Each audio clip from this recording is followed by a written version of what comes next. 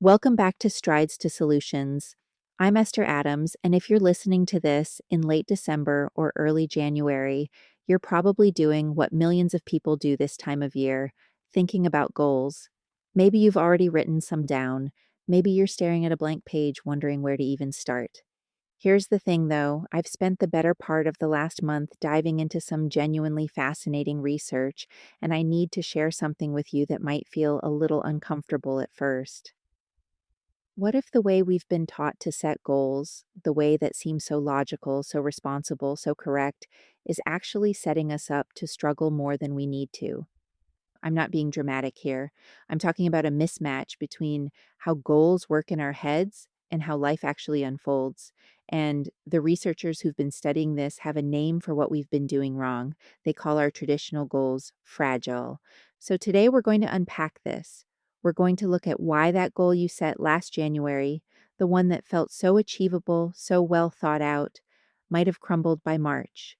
And more importantly, we're going to talk about a different approach, one that doesn't just survive the chaos of real life, but might actually get stronger because of it. And I'll give you a concrete protocol you can use, not just philosophy, but actual steps. Let's get into it. Okay, so raise your hand if you've heard of SMART goals: specific, measurable, achievable, relevant, time bound. It's practically gospel in productivity circles, corporate training rooms, therapy offices, everywhere, really. And look, I'm not here to say it's all nonsense. There's a reason this framework caught on. Having clarity about what you're working toward matters. The research on goal setting from Locke and Latham going back decades shows that specific, challenging goals do tend to outperform vague ones in many contexts. But here's where it gets interesting. That research was largely conducted in relatively stable, controlled environments: laboratory tasks, workplace performance metrics, situations where the path from A to B was reasonably clear. Researchers have started noticing that when conditions become volatile, when external circumstances shift unpredictably, these beautifully crafted specific goals can become a liability rather than an asset. When's the last time your life was stable and predictable for a whole year? Right? That's the tension. Let me give you a clinical example. I worked with someone, let's call her Maria, who came to me after what she described as a complete failure of a year. Her goal had been straightforward: save $15,000 for a house down payment by December, specific, measurable. She'd done all the calculations, worked out a monthly savings target, felt confident. Then her company restructured in April. She didn't lose her job, but her role changed. Her income became more variable. By June, she was 3 months behind on her savings target. And here's what's crucial: she fell into what I'd call a discouragement spiral. She'd already mentally categorized the year as a failure, even though she still had 6 months to go. The gap between where she was and where her goal said she should be felt insurmountable, so she stopped tracking her finances altogether. By December, she'd saved about $8,000. Not nothing, but in her mind, total failure. That's what fragile goals can do. They create these binary win lose scenarios where anything short of the specific target feels like you've lost everything. The goal itself becomes a source of stress rather than motivation. And once you're in that discouragement spiral, the psychological weight of the unmet target makes it harder to take even small positive actions. Nassim Taleb, the mathematician and philosopher who coined the term anti-fragile, has this framework that I find incredibly useful for thinking about goals. He talks about three categories of things: fragile, robust, and anti-fragile. Fragile things break under stress. Think of a wine glass. It doesn't get stronger when you shake it, it shatters. Robust things resist stress. They stay the same. A rock, maybe. You can shake it all day and it'll still be a rock. But anti fragile things, they actually benefit from stress, from volatility, from chaos. They get stronger when you shake them. Your muscles are anti fragile. You stress them through exercise and they grow. Your immune system has anti fragile properties. Exposure to pathogens in manageable doses can make it more capable.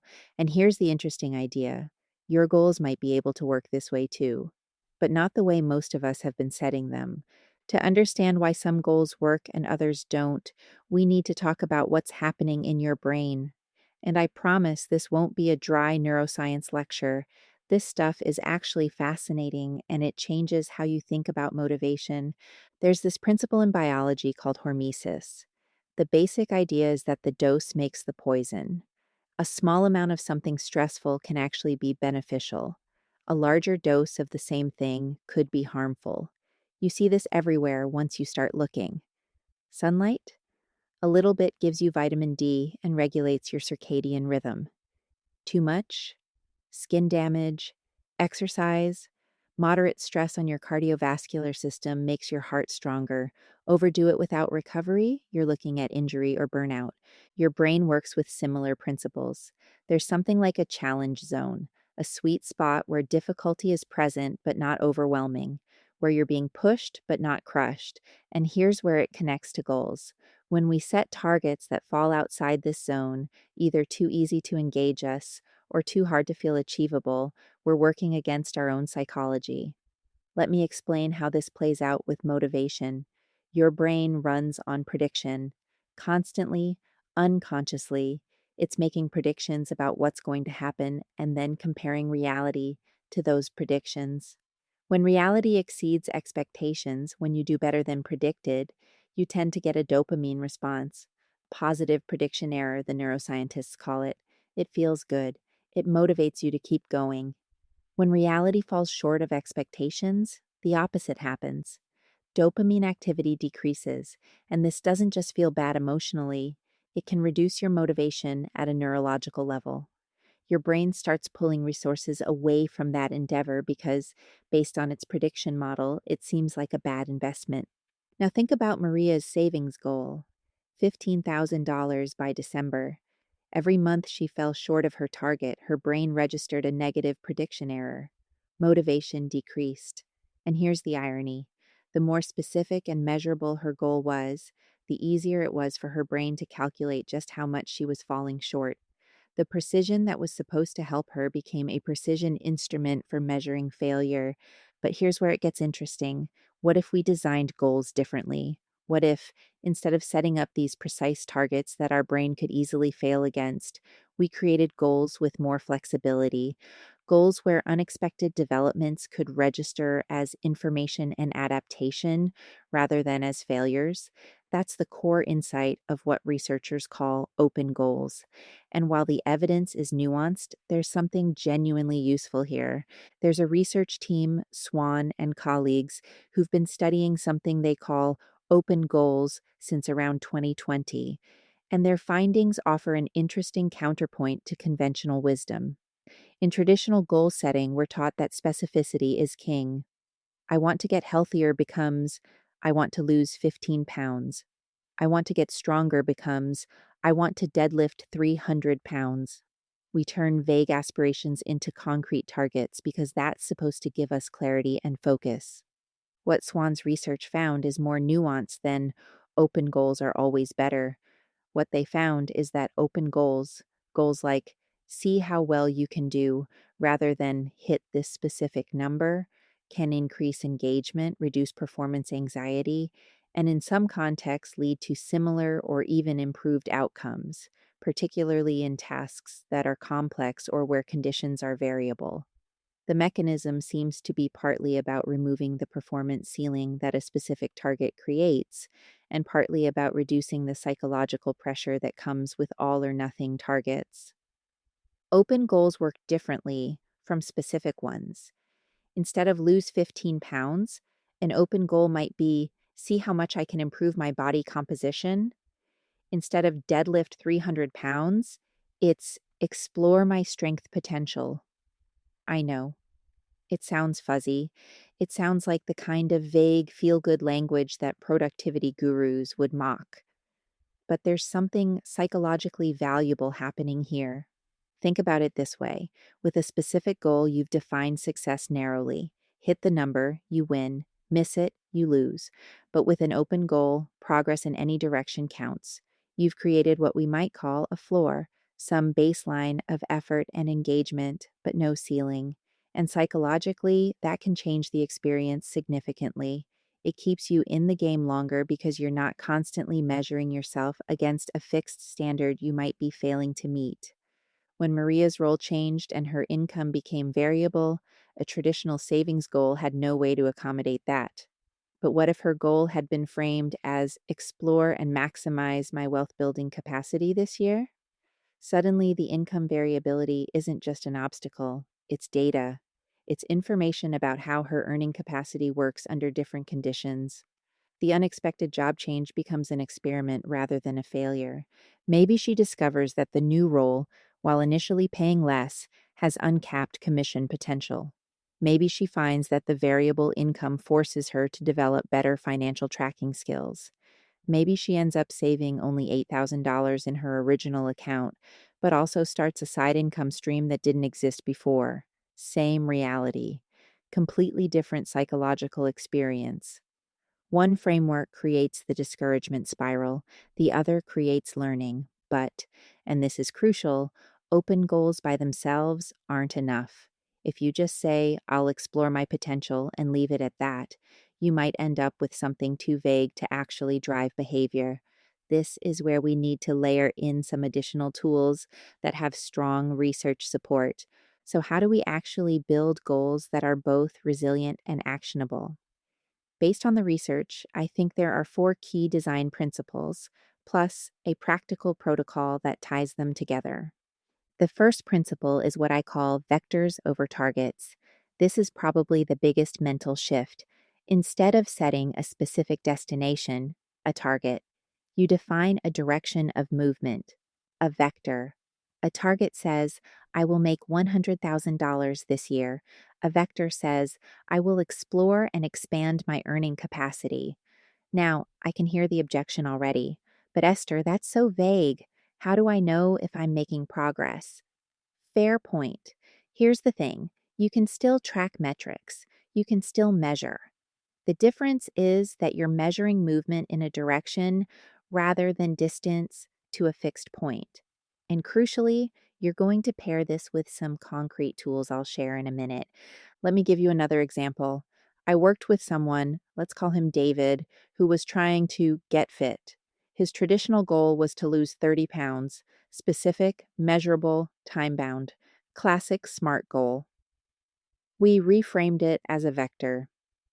Explore the upper limits of my physical capacity. Same general direction, getting healthier, but now with more ways to register success. What happened? Over 6 months, David lost 18 pounds. By his original goal, that's a failure. He's 12 pounds short. But he also gained significant muscle mass, which meant his body composition changed more dramatically than the scale suggested. His resting heart rate dropped. His energy levels improved. He completed a hiking challenge he'd never have attempted before. With a target-based goal, he might have felt like a failure and quit. With a vector-based goal, each of those outcomes registered as meaningful progress. His motivation stayed engaged because he wasn't constantly confronting a gap between where he was and where he should be. The second principle is something called the barbell strategy. This one comes directly from Taleb's work, and it's counterintuitive. The idea is to avoid the middle ground and instead combine extreme safety with selective risk-taking. Picture an actual barbell, heavy weights on both ends, nothing in the middle. That's how you might want to structure your goal portfolio. On one end, you have ultra-safe, non-negotiable foundations, the boring stuff, sleep routines, basic financial security, core relationships. These aren't exciting, but they're the bedrock that everything else rests on. They're robust, they resist stress. On the other end, you have moonshots, bold experiments, things that might fail but could also pay off enormously. A new business idea, a creative project that scares you, a skill that seems almost impossible to acquire. What you want to be careful of is the middle, those reasonable goals that feel responsible but might actually be traps.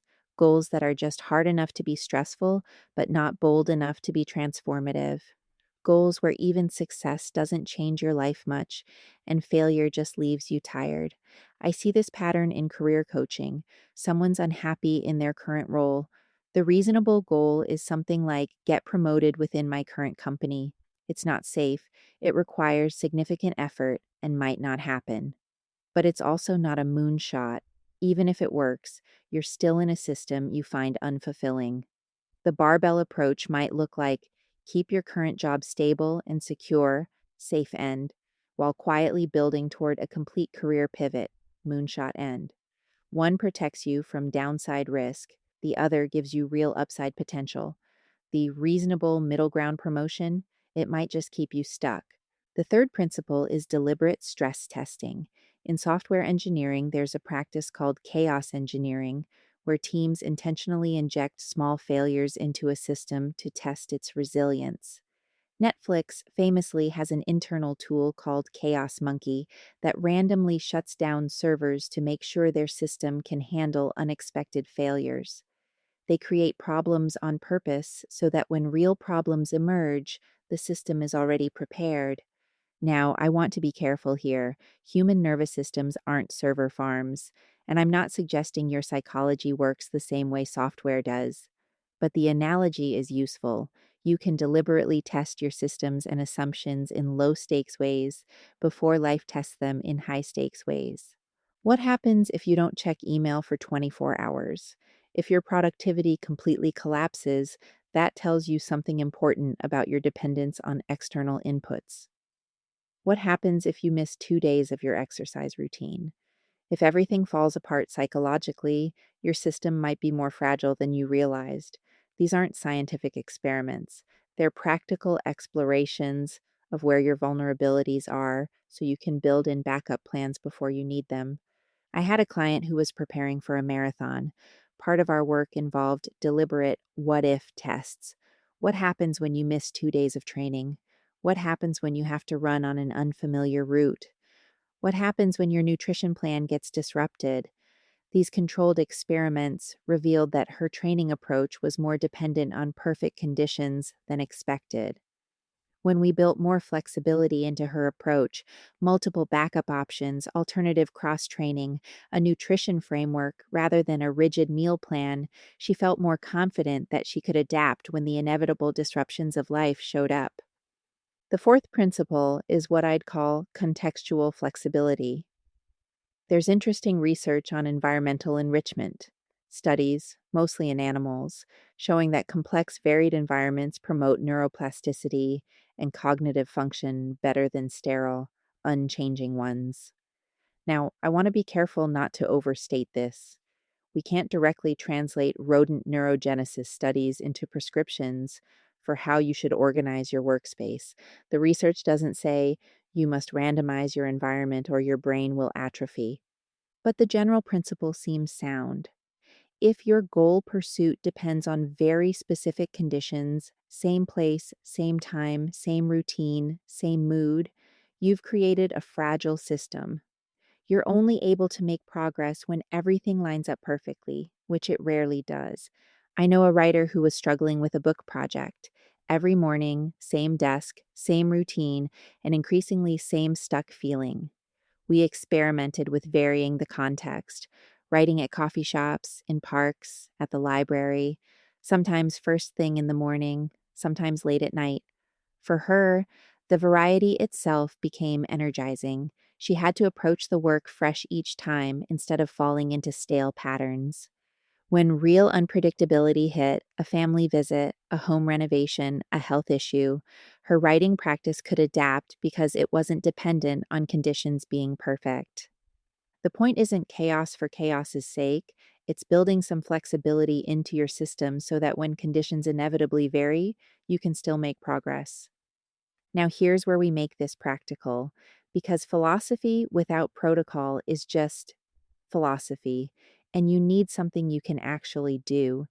There's a technique called WHOOP, developed by psychologist Gabriele Oettingen, that has solid research support. It stands for wish, outcome, obstacle, plan. The research shows that this combination of mental contrasting, vividly imagining both the desired outcome and the obstacles, combined with concrete planning, significantly improves goal pursuit compared to just positive fantasizing about your goals. And there's another tool called implementation intentions, basically if then plans. If situation X happens, then I will do Y. These have robust evidence showing they improve follow through on goal intentions. They work because they preload your decision making. You've already decided what you'll do when the situation arises, so you don't have to rely on willpower or motivation in the moment. So here's the protocol I'd suggest. It combines the anti fragile philosophy with these evidence backed action tools. Step 1. Pick your vector. Start with an area of life you want to improve. Instead of a specific target, define a direction. Expand my earning capacity. Develop my physical health and energy. Grow as a writer. This keeps the upside uncapped and reduces the discouragement spiral risk. Step 2. Set a floor. This is your minimum non negotiable. The boring, sustainable baseline behavior you commit to no matter what. Not the ambitious target, the floor. Save something every month, even if it's $50. Move my body 3 times a week, even if it's just a walk. Write for 15 minutes, even if it's garbage. The floor keeps you in the game when motivation dips. It's hard to fall into a discouragement spiral when you're still meeting your minimum. Step 3. Do a whoop. Take 10 minutes and go through the 4 steps. Wish, what do you really want from this goal? Get specific and personal. Outcome, what would achieving it look and feel like? Really visualize it. Obstacle, what internal obstacles, habits, thoughts, feelings are most likely to get in your way? Be honest. Plan, if that obstacle shows up, what will you do? Create an if-then statement. Step 4. Write 3 if-then plans.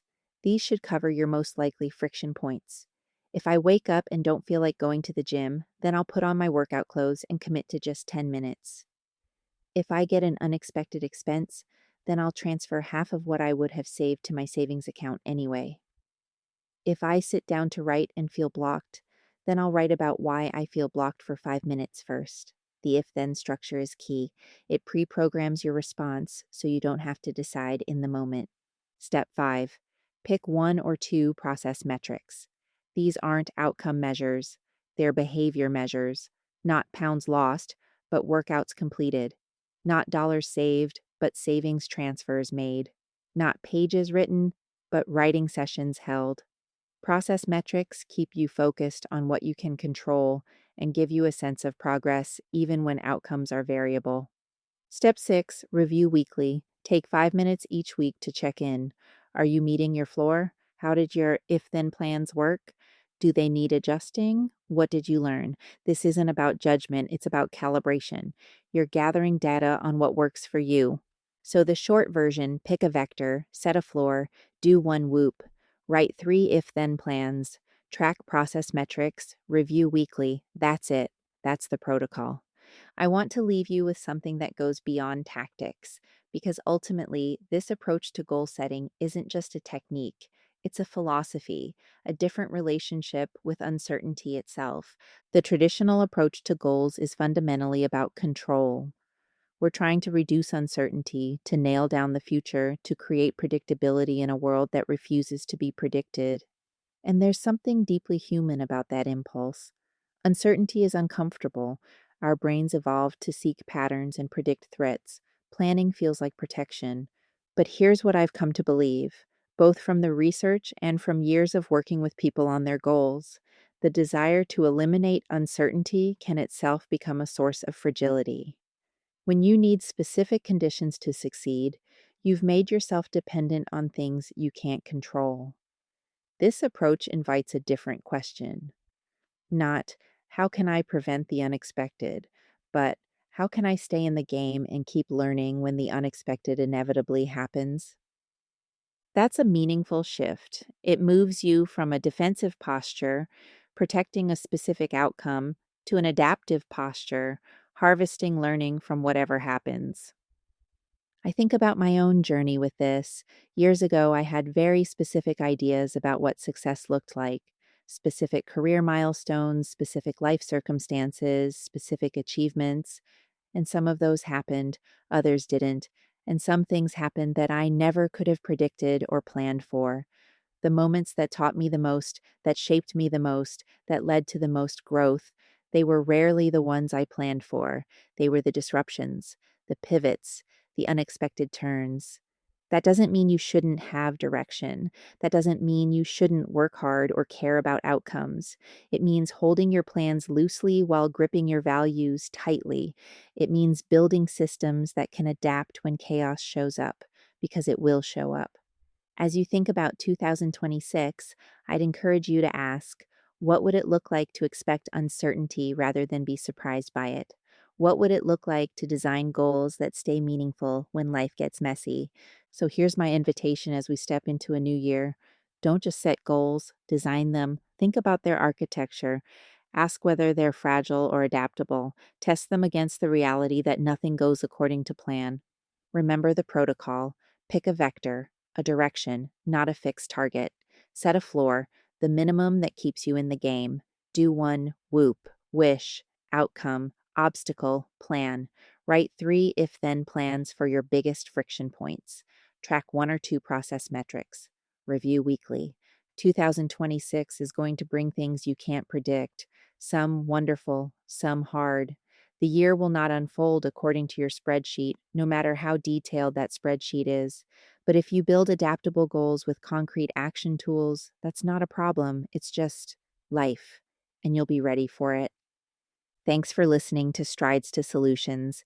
If this resonated with you, I'd love to hear about it. Share your goal reframes on social media or shoot me an email. We're all figuring this out together. Until next time, keep taking strides.